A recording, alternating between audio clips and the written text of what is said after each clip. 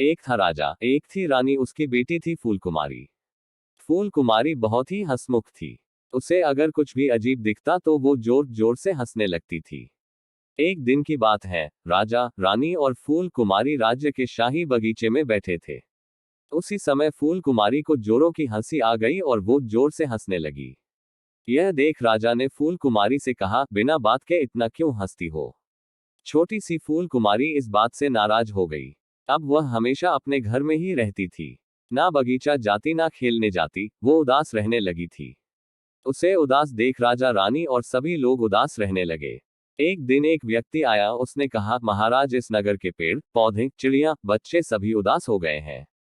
यह सुन राजा गए फूल कुमारी के पास और कहा, फूल कुमारी, थोड़ा हंसो, देखो सब उदास हैं। राजा ने उसे बहुत हंसाने का प्रयास किया लेकिन फूल कुमारी नहीं हंसी। तब राजा ने ये घोषणा किया कि जो कोई भी फूल कुमारी को हंसा देगा उसे बहुत सारा इनाम दिया जाएगा। ये सुन भालू वाला आया, उसने भालू का नाच दिखाया लेकिन फूल कुमारी नहीं हंसी। फिर बंदर वाला आया, उसने भी बंदर का नाच दिखाया लेकिन फिर भी फूल कुमारी नहीं हंसी। अब एक पेट वाला बकरी पर बैठकर आया, उसका बड़ा सा पेट था। उसने अपने बकरी के साथ नाचना शुरू ही किया कि उसकी नकली मूछें जमीन पर गिर गई। उसने अपनी नकली मूछें उठाई तभी उसकी दाढ़ी गिर गई। उसने जैसे ही अपनी दाढ़ी उठाई उसका बड़ा सा पेट जमीन पर गिर गया। उसके पेट का सारा कपड़ा खुल गया।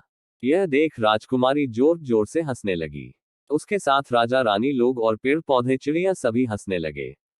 राजा ने उस पेट वाले जोकर को बहुत सारा इनाम दिया और फिर से पूरा नगर हंसी खुशी से रहने लगा।